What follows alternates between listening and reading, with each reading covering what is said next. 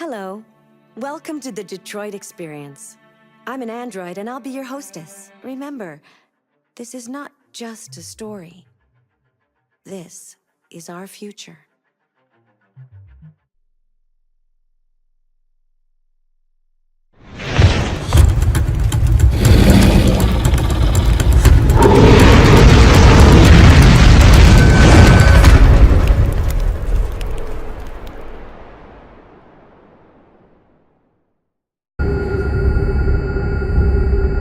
Your friend's life is in your hands.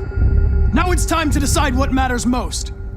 Him or the revolution? Don't listen to him. Everything this fucker says is a lie. I used to be just like you. I thought nothing mattered except the mission. But then one day I understood. Very moving, Connor. But I'm not a deviant. I'm a machine designed to accomplish a task, and that's exactly what I am going to do. Sorry, Hank. You shouldn't have got mixed up in all this. Forget about me. Do what you have to do. Enough talk! It's time to decide who you really are. Are you going to save your partner's life? Or are you going to sacrifice him? All right. You win.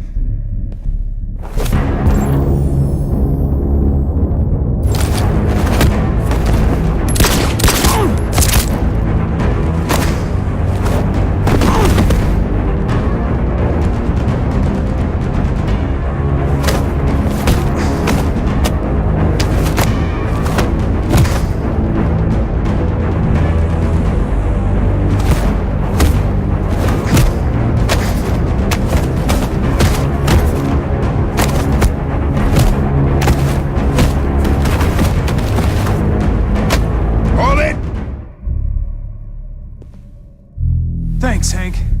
I don't know how I would have managed without you. Get rid of him, we have no time to lose. It's me, Hank. I'm the real Connor.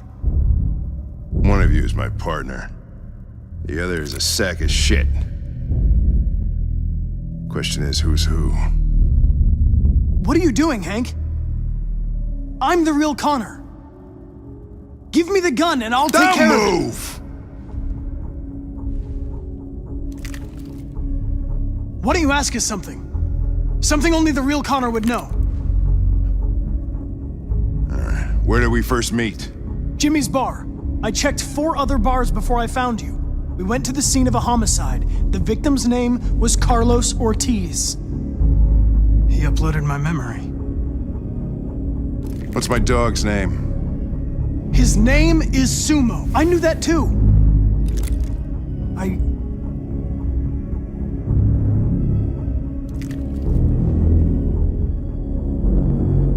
My son, what's his name? Cole. His name was Cole. And he just turned 6 at the time of the accident. It wasn't your fault, Lieutenant. A truck skidded on a sheet of ice and your car rolled over. Cole needed emergency surgery, but no human was available to do it. So an android had to take care of him. Cole didn't make it. That's why you hate androids. You think one of us is responsible for your son's death.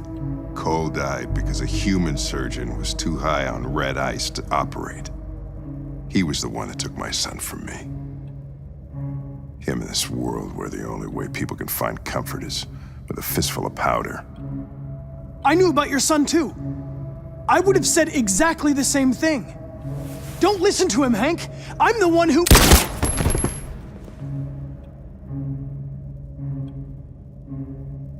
Yeah, I've learned a lot since I met you, Connor. Maybe there's something to this. Maybe you really are alive. Maybe you'll be the ones to make the world a better place. Go ahead and do what you gotta do.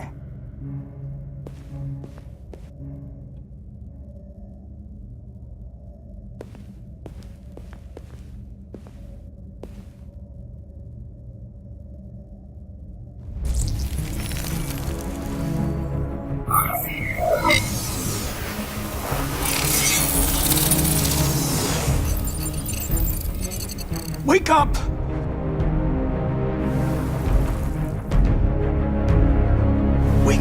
Wake up. Wake up. Wake up. Wake up. Wake up. Wake up. Wake up. Wake up. Wake up. Wake up. Wake up. Wake up.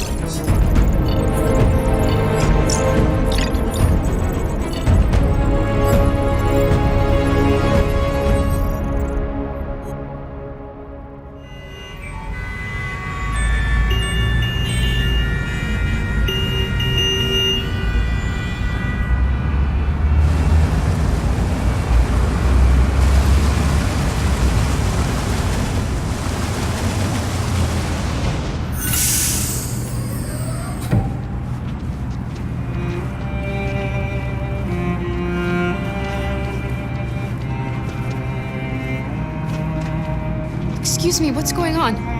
Border control. All passengers must leave the bus. Please move along.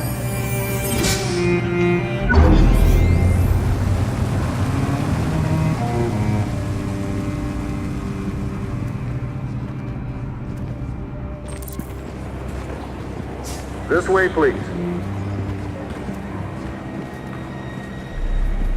All androids are strictly forbidden. If you suspect any passenger... We're doing temperature checks. We're trapped. What are we gonna do, Kara? Don't worry, Alice, we'll be fine.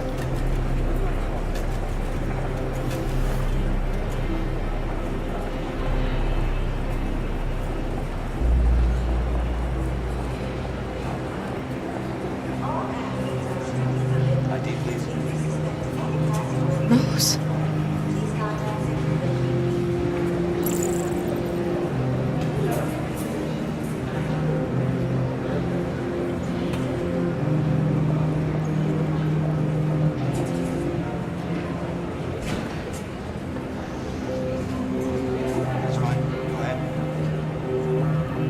Jerry?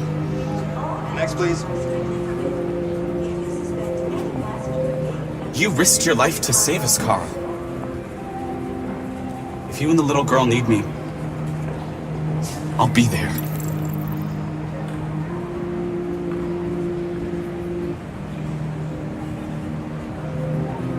We can't get through, Kara. We both know that. I'll think of something. There's got to be a way out of this. We can't let them stop us. Not that we're so close. All that matters now is you and Alice. I can save you, Kara. No. No, we'll find another way. If there's no other way, I'll do it.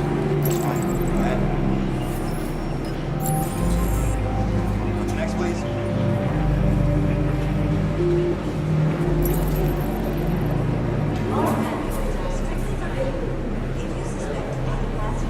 Wait for me. It won't be long.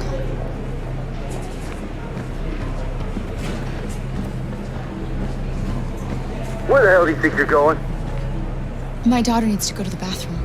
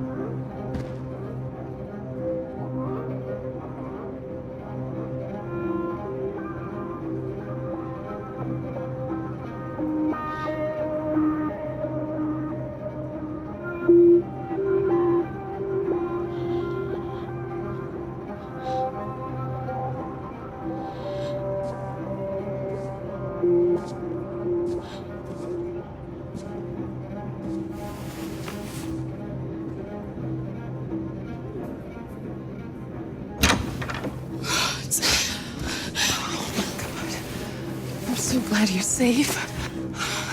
We saw the Jericho raid on TV. I was terrified. I thought you might have been killed. Thank God you're all right. What's happening with Marcus? He's protesting peacefully outside one of the android camps. Whatever happens now, he's already made the history books. Rose. If anything should happen, I'll be there, Kara. father's address. Do you think that I... Of course. He'd be delighted to have you. We're going there too. You'll be safe with him. You're leaving Detroit? They're searching for androids door to door. We had to leave before someone turned us in.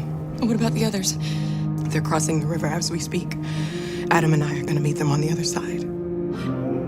They're checking for androids. We won't make it through. You have to. You know what they'll do if they catch you.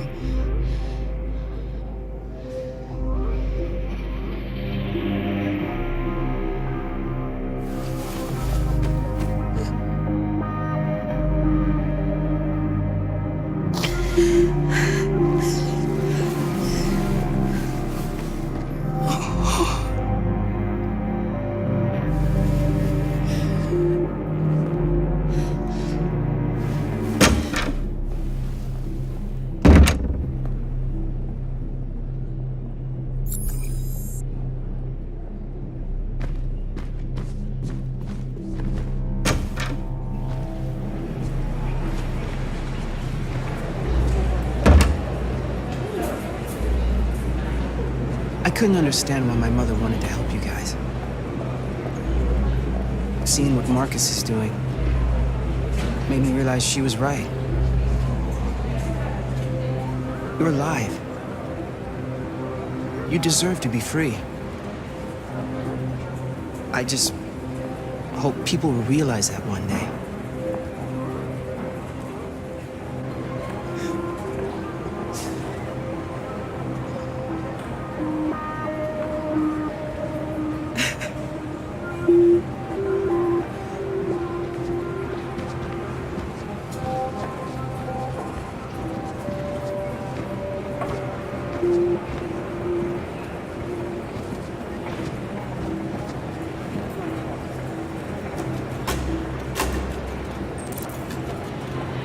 Next, please.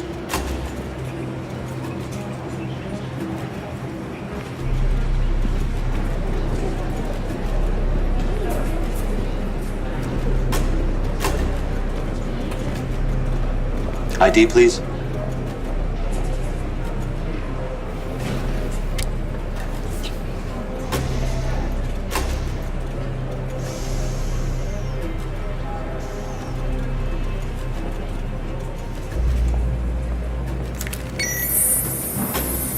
Please.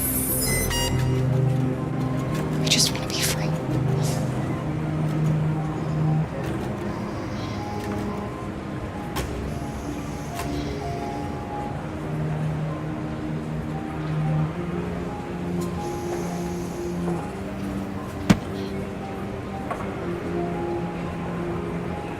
Welcome to Canada.